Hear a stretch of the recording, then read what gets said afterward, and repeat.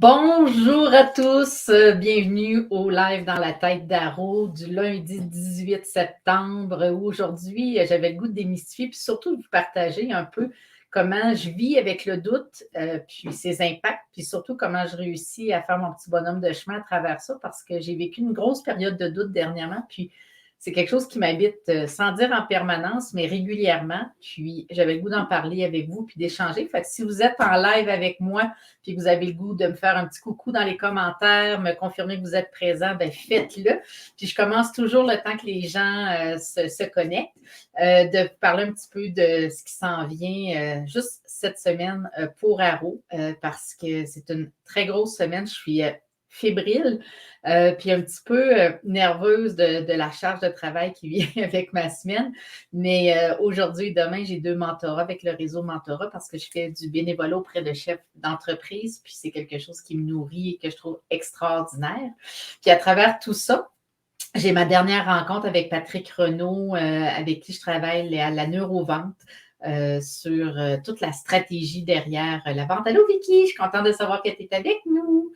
Puis ce jeudi matin, j'anime un atelier de création avec l'équipe de Garois Construction. En soirée, j'ai un live painting avec le groupe Océan pour un événement caritatif. Puis vendredi, c'est la première journée créative. C'est une journée, la journée créative, oui, c'est possible. Cette journée-là est complète. Donc, 10 participantes qui vont être présentes. Et ça va être vraiment un grand moment. Je suis prête, j'ai hâte. Fait que je pense qu'on va vivre une journée extraordinaire. Puis samedi, ben, c'est la préparation du départ pour une semaine à Montréal pour mon exposition qui va avoir lieu le samedi suivant, le 30 septembre, le vernissage à la Galerie Lenoir à Montréal. Fait que c'est une grosse semaine. Puis à travers ça, ben, il y a plein de choses qui vont être annoncées dans les prochains moments, mais qui sont, je trouve, grandioses. Puis, bref, jusqu'au fêtes, ça va être un feu roulant. Puis aujourd'hui, ben, briser les chaînes du doute. Dans la dernière année, j'ai vécu des moments où, sans dire que j'ai failli abandonner ma carrière, je me suis posé la question, est-ce que je rame à contre-courant? Je ne sais pas si vous avez déjà ce sentiment-là, là, d'avoir l'impression de monter, je chute mon Montmorency dans un canot tout seul à ramer pour essayer de monter. Là. Mais le marché de l'art, le marché de la culture en ce moment, c'est un marché qui n'est pas facile. Et un des défis, c'est qu'on n'a pas des revenus récurrents. Donc, des fois, on a des mois qui sont super intéressants, mais après ça, on peut être quelques semaines sans revenus. Puis, ce modèle-là est quelque chose qui a créé du doute chez moi parce que ce n'est pas quelque chose que j'ai eu l'habitude de vivre dans le passé.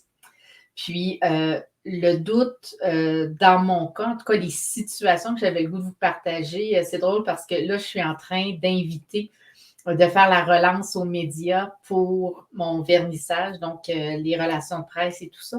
Puis juste d'envoyer un courriel d'invitation, de relance, je suis dans le doute de me dire, bon, ben, tu sais, je les dérange ou qu'est-ce qu'ils vont dire ou ils vont-tu vraiment le regarder? Tu sais, il y a toujours une petite pensée derrière, là, tu sais, des fois qui m'amène à avoir le goût juste de ne pas le faire. Hein? Puis là, je me ramène toujours dans l'esprit. Puis on va parler des stratégies aujourd'hui pour se libérer du doute parce que je peux vous dire qu'en ce moment, je les lis souvent, je les mets en pratique. Puis j'avais le goût de vous les partager parce que j'ai l'impression qu'avec tout ce qu'on vit dans le contexte économique actuel, les rumeurs de COVID qui n'ont jamais été finies, mais à savoir est-ce qu'ils vont reconfiner, est-ce qu'il va se passer des choses avec le coût de la vie, avec il y a comme des fois, avec l'été qu'on a connu, où on n'a pas eu nécessairement beaucoup de chaleur, il y a eu beaucoup de pluie, il y a comme un marasme des fois qui s'installe, puis on ne veut pas se laisser contaminer, tout ça.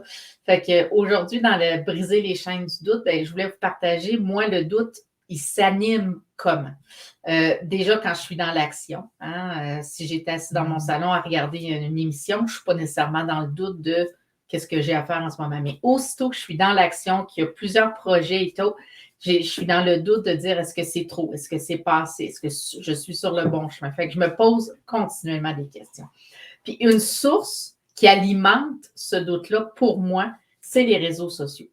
J'aimerais ça être plus présente. La constance, c'est quelque chose qui est difficile pour moi. Puis c'est un grugeur de temps et d'énergie qui est important avec l'ensemble des projets que j'ai. Puis Je ne sais pas si vous le vivez, vous, de votre côté, mais des fois, on a l'impression que la vie des gens qu'on observe sur Facebook, elle est extraordinaire, merveilleuse, parfaite, puis que nous autres, dans notre quotidien, avec nos doutes, métro, boulot, dodo, les enfants, la dynamique, la job, les défis qu'on vit au quotidien, des fois, on se dit, mon Dieu, c'est sur le bon chemin. Fait que les remises en question, quand on observe, hein, puis ça a toujours l'air, je dis, plus vert chez le voisin, mais on ne sait pas tout.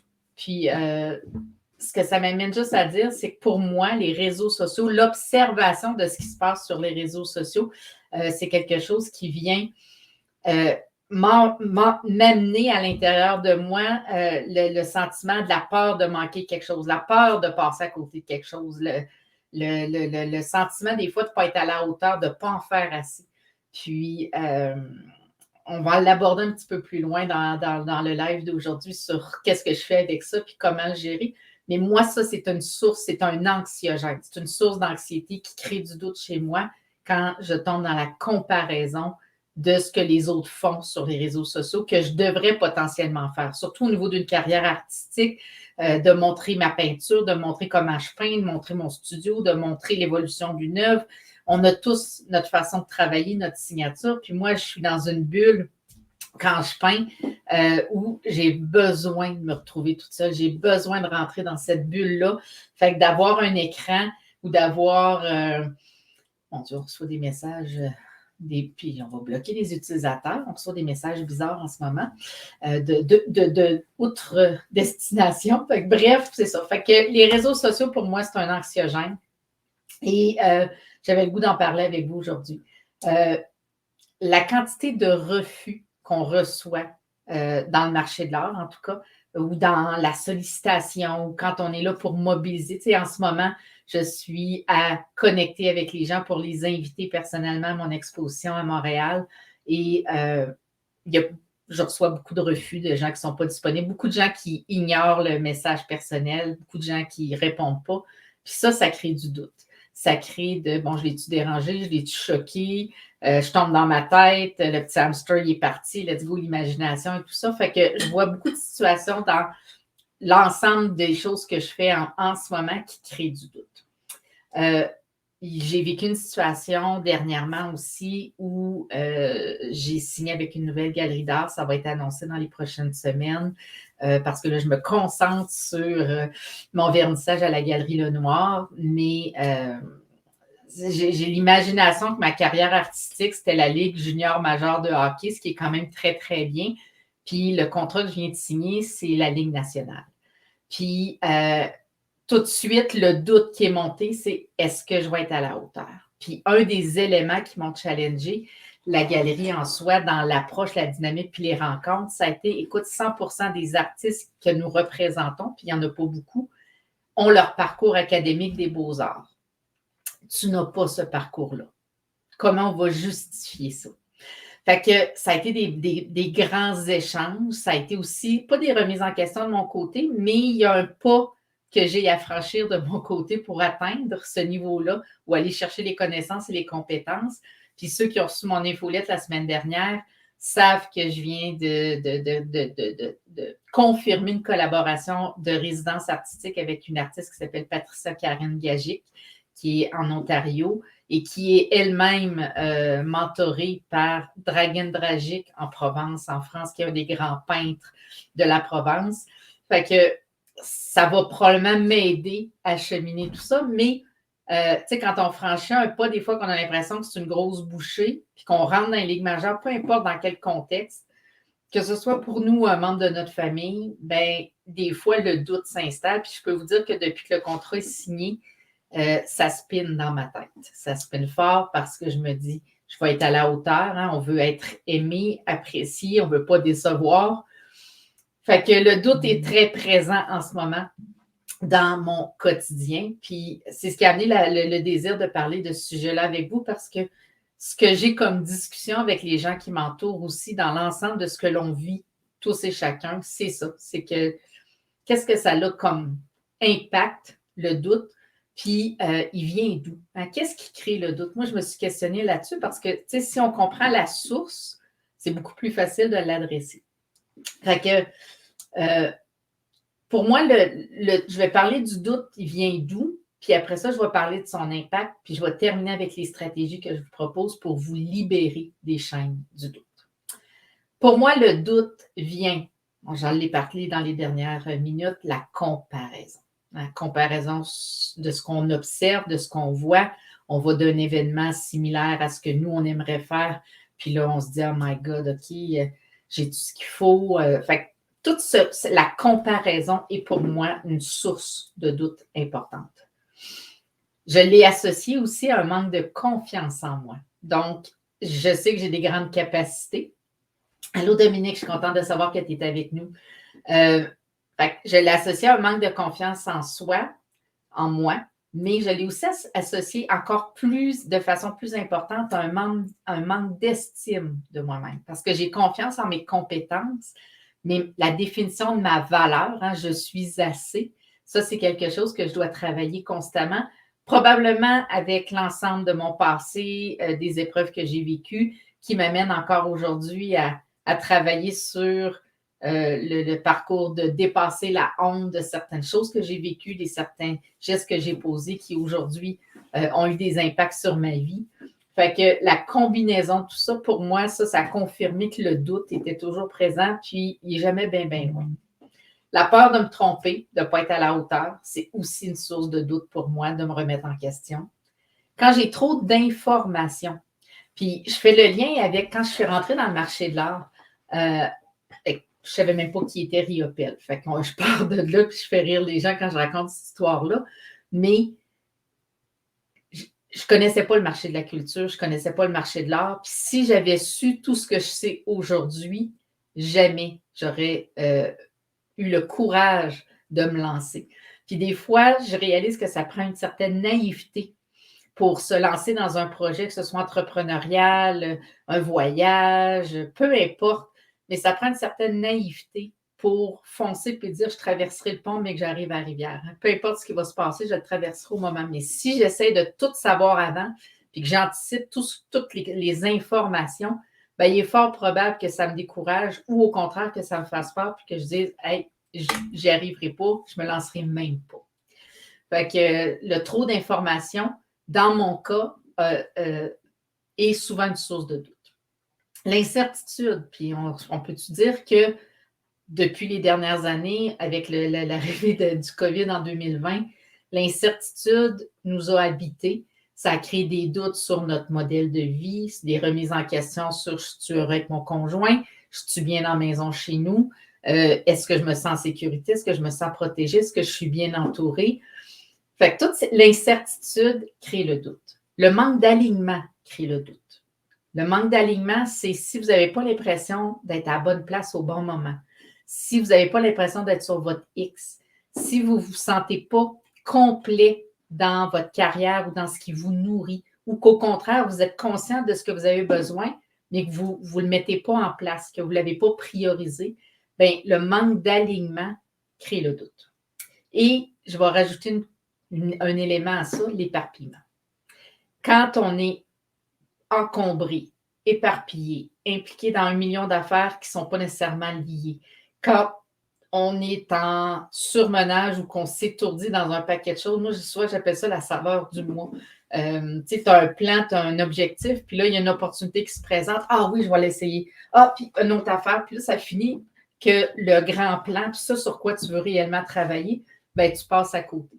Fait que quand je m'éparpille, ça crée du doute, ça crée de la confusion. Oui, Dominique, fear of missing out, la peur de manquer une opportunité. Puis là-dessus, j'ai fait un live qui parle justement. Moi, j'aime moins, c'est mieux. Oui, Dominique, tu es le spécialiste de moins, c'est mieux, en fait. Puis j'avais le goût de vous partager l'impact du doute dans ma vie. Puis peut-être que vous vivez les mêmes choses de votre côté, mais ce que je trouve le plus dur, c'est les remises en question. D'arrêter. Il y a quelqu'un qui m'a parlé à un moment donné. Je vais vous partager une situation. Quand j'étais propriétaire du restaurant, on était dans un secteur touristique, il y avait une quinzaine de restaurants autour de nous dans le Vieux-Québec. Puis, il arrivait des moments où notre restaurant se remplissait en premier, mais il y a d'autres moments où c'était celui de nos voisins. Puis, quand ça arrivait, je me remettais en question. Hey, qu'est-ce que j'ai pas fait aujourd'hui? Ou etc., etc. Puis, Ça, ben, c'est vraiment nocif et je ne recommande pas à personne. Mais il y a quelqu'un qui m'a dit à un moment donné, l'athlète olympique de chacun des pays, quand il arrive aux Olympiques puis qu'il est sa ligne de départ pour sa course de 500 mètres, quand il arrive, il sait qu'il a fait les bonnes choses, il sait qu'il est aligné. Il ne regarde pas l'autre à côté qui a le meilleur kit ou qui est plus beau ou qui a la plus à avoir d'assurance. Il est focusé sur son parcours à lui. Fait que pour moi, ça a été un élément un aha moment de réaliser que si je me compare, si je regarde les autres, je tombe dans mes peurs, alors que si je reste alignée sur mon parcours à moi, sur les efforts que je fais, sur la bienveillance à mon égard, à ce moment-là, il se passe vraiment des belles choses, puis le doute se tasse. Fait que les remises en question, dans mon cas, c'est quelque chose qui est, sans dire quotidien, beaucoup trop présent. Pour moi, le doute paralyse. Je ne sais pas de votre côté si vous le vivez aussi, mais quand je suis dans le doute, souvent, je n'aurai pas le goût de me lancer. Je vais procrastiner, je vais remettre à plus tard, je vais figer. Hein? Puis là, je me dis, bon, qu'est-ce que je fais? Puis là, je suis dans le questionnement. L'impact du doute dans ma vie, c'est que ça crée de l'hésitation. Puis quand on hésite, ben moi, je trouve qu'on monte au niveau de la tête, on se déconnecte de notre intuition, du cœur, de la dynamique finalement qui nous permet de prendre les bonnes décisions. Fait que pour moi, lorsque je suis dans le doute, ça crée de l'hésitation. Le doute aussi crée pour moi un besoin de validation. Fait qu'au lieu d'être dans l'assurance que je suis sur le bon chemin, je vais miser sur les commentaires des autres, sur la validation, sur l'approbation autour de moi, au lieu de rester aligné avec ce que je ressens et pourquoi je fais ce que je fais. Fait que ça vient brouiller, ça vient des fois, impacter de grande façon des fois un projet sur lequel je travaille parce que là, je viens d'ouvrir la possibilité à une réalité qui ne m'appartient pas. C'est comme si je transférais mon pouvoir à quelqu'un d'autre. L'impact du doute aussi, c'est qu'à un moment donné, on vient sceptique, on doute de tout. Hein? On se fait parler de quelque chose, puis tout de suite, on est à défenser ou on remet en question, on a besoin d'aller faire notre Thomas puis d'aller vérifier. Puis pour moi, le doute crée aussi des appréhensions qui m'amènent souvent dans mon imagination à voir le pire d'une situation au lieu d'être capable de le relativiser. Fait que ça, c'est l'impact du doute parce que quand je crée les lives, je réfléchis à mes enjeux à moi, puis tu sais, qu'est-ce qui fait qu'une semaine, je peux vous parler d'art, puis là, je ressentais le besoin de vous parler de briser les chaînes du doute. Bien, c'est parce que probablement qu'en ce moment, bien, pas probablement, je vis beaucoup de doutes parce que j'ai beaucoup de projets sur la planche à dessin. Puis, ça m'amène dans un tourbillon qui, à l'occasion, a besoin de... J'ai besoin de m'élever, de prendre un temps de recul pour observer. Puis quand je prépare les lives, bien, ce moment-là est toujours très apprécié. Puis j'espère qu'il vous nourrit tout autant qu'il me nourrit dans la recherche que je fais pour vous présenter un sujet, puis d'essayer de présenter des expériences que j'ai moi-même vécues. Mais le plus important aujourd'hui, puis que j'avais le goût de partager avec vous, c'est 8 stratégies pour vous libérer des chaînes du doute.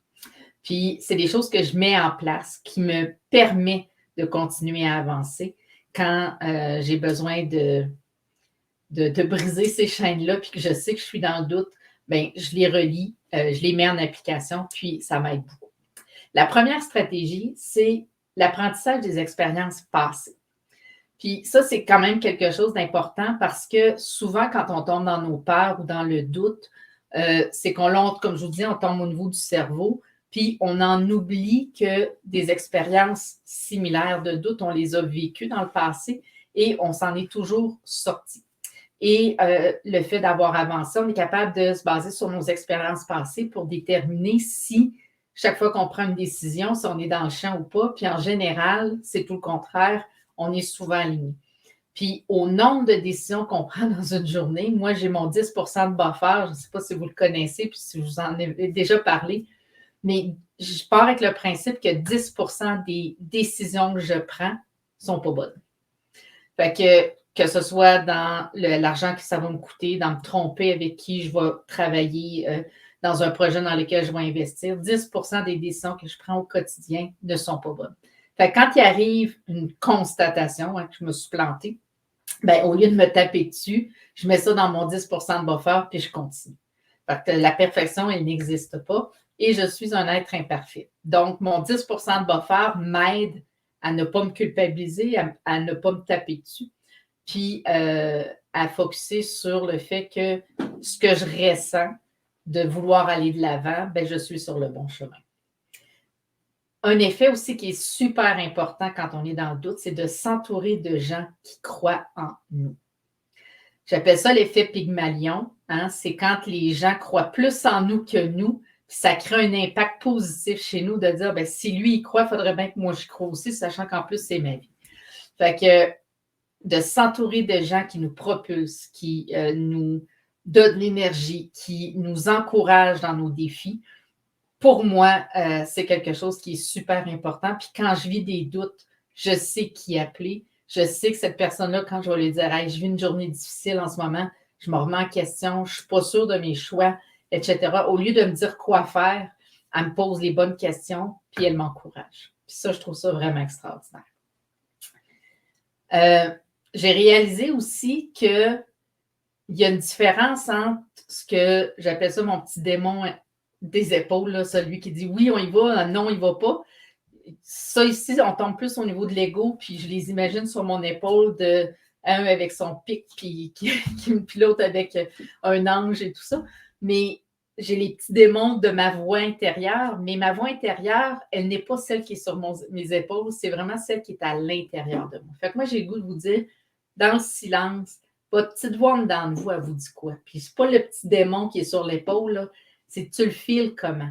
Qu'est-ce qui fait qu'aujourd'hui, tu t'es embarqué dans un projet, dans une décision, etc., puis qu'aujourd'hui spécifiquement, tu es dans le doute? Est-ce que tu as vu quelque chose qui a créé du doute? Est-ce que tu as entendu quelque chose? Fait que de comprendre la source de notre doute, puis d'être capable de le relativiser, d'être capable de dire, là, je suis dans la comparaison, puis je ne me sens pas à la hauteur ou j'ai peur de me tromper. J'ai peur de ce que les gens vont dire si je me trompe, etc. Parce qu'on louange les gens qui ont du succès, puis on pointe du doigt ceux qui se sont trompés. Puis on n'a pas besoin d'aller bien, bien loin. Là. Des Joël Legendre, des Caroline Néron et autres, on connaît tous leur histoire.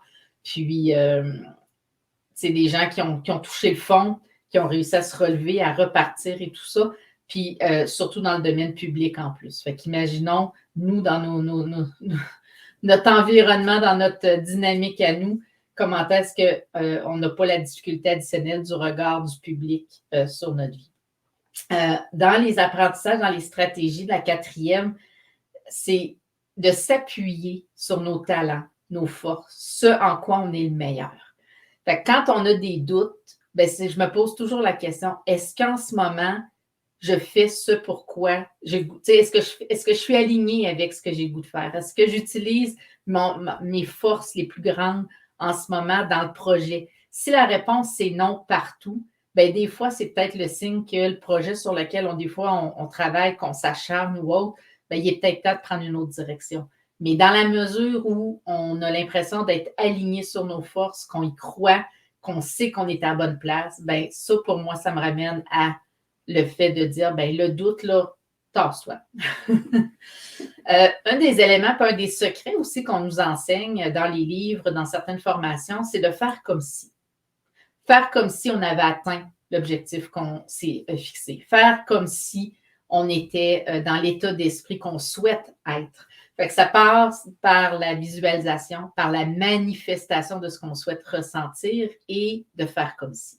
Fait que ça ici, des fois, on le fait à contre-courant. On ne le vibre pas, mais mentalement, notre cerveau, il envoie au subconscient un certain message de positivisme qui fait qu'à quelque part, on vient de planter une petite graine, puis les prochaines fois, bien, le doute va être moins présent. Un élément aussi que je considère important, c'est la relativisation. Quand on se compare, on peut se consoler aussi. Relativiser,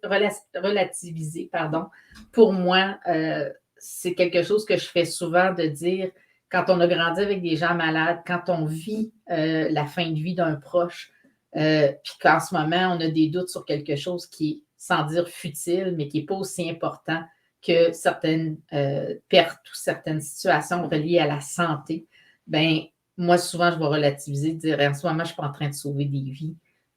On va prendre ça easy, puis calme-toi le pompon, ma belle, parce que tes doutes, là, ils font juste te permettre en ce moment de paralyser, d'arrêter, de ralentir, alors que tu as tout ce qu'il faut, puis tous les indicateurs sont alignés pour te dire que tu es dans le bon plan. Puis c'est comme si tu cherchais une forme d'auto-sabotage dans le fait d'essayer de chercher des poux, des fois, il n'y en a pas. Un des éléments aussi que je trouve super important, c'est de se faire accompagner, que ce soit par un mentor, un coach, un accompagnateur ou autre, mais quand on vit des grands bouleversements, quand on a des grandes décisions à prendre, quand on ressent un sentiment où on a besoin d'avoir de la validation, parce que c'est normal d'avoir besoin de validation, bien, moi, ce que j'ai le goût de vous dire, c'est de faire le choix conscient d'investir en soi, d'aller chercher de l'aide, d'aller chercher des gens qui vont nous propulser, qui vont croire en nous, qui vont nous transmettre leur énergie, mais souvent, ça aussi, c'est des éléments qui sont importants. Personnellement, comme je vous disais, je fais du mentorat d'affaires, j'accompagne aussi des clients en coaching privé. Puis je peux vous dire qu'il y a toujours avant le début du coaching, puis la fin, 1 heure après, de voir comment on se sent, l'ensemble des partages qu'on a fait, puis toute l'énergie et la puissance qui s'est transférée. Moi, je dis que c'est de la magie, mais je pense que c'est juste de la chimie. Mais bref, de vous faire accompagner, c'est définitivement, je pense, une recommandation. Les affirmations, hein, les mantras, les pensées positives, d'entretenir vos pensées. Hein. Est-ce que vous voyez le verre à moitié plein ou à moitié vide? De se poser la question puis de dire comment je peux le voir à moitié plein tout le temps. Voir le positif dans chaque chose. Relativiser aide beaucoup. Puis, donc ça, c'était les 8 stratégies. Fait que je les répète simplement, rapidement. Apprentissage des expériences passées. S'entourer des gens qui croient en vous. Écoutez ce que votre petite voix intérieure vous dit. S'appuyer sur quoi vous êtes le meilleur. Faire comme si. Relativiser. Vous faire accompagner. Et avoir des affirmations positives pour vous assurer de contrôler votre mindset. Puis, ce que j'ai le goût de vous dire, c'est que le seul mauvais choix, c'est de ne pas en faire. Fait que le doute, c'est normal. Puis, c'est d'apprendre à vivre avec, puis de s'assurer qu'il ne nous empêche pas d'aller où on a le goût d'aller. C'est pour ça que j'avais le goût de vous partager ce sujet-là aujourd'hui. Quand je vous le dis à vous, je me le dis à moi aussi, parce que comme je vous dis, dans les derniers mois, c'est quelque chose qui a été très présent dans ma vie. Puis, j'ai eu le réflexe de mettre en place certaines de ces stratégies-là dans mon quotidien pour aller chercher le boost que j'avais besoin pour continuer à travailler sur mes projets, à croire que j'étais sur le bon chemin, puis à ne pas me laisser envahir par ce sentiment-là, qui, dans mon cas, est définitivement toxique. Puis, la semaine prochaine, le sujet qu'on va aborder ensemble, c'est que je vais m'entretenir avec vous sur comment transformer vos rêves en réalité. J'espère que ça pique votre curiosité. Ça va être un sujet, je pense, qui va être super intéressant. Je vais faire des super de beaux parallèles. Puis en plus, je vais avoir quelque chose à vous offrir si vous avez le goût d'embarquer dans l'aventure pour transformer vos rêves en réalité. Fait que sur ce, je vous souhaite à tous une excellente semaine. Je remercie à Vicky, Dominique et les gens qui ont été présents aujourd'hui lors de ce live dans la tête d'Aro, toutes les semaines, lundi à midi, en direct sur Facebook, ma page personnelle, ma page pro, sur la page LinkedIn de Caroline Bergeron, en direct aussi diffusé sur ma chaîne YouTube et vous pouvez retrouver en version podcast aussi sur Spotify dans la tête d'Aro. Toutes les informations. Puis vous avez accès aux 3 dernières saisons en plus. Fait que tout le contenu que j'ai créé dans les 3 dernières années, vous avez accès à tout ça. Fait que je vous remercie beaucoup de votre présence. Je vous souhaite une magnifique journée, une belle continuité dans vos projets. Puis on se reparle lundi. Moi, je vais être en direct de Montréal, mais je vais être au rendez-vous avec vous. Ça va me faire vraiment plaisir. Fait que je vous salue. Prenez soin de vous. Puis je vous souhaite une très, très belle semaine. Bonne journée.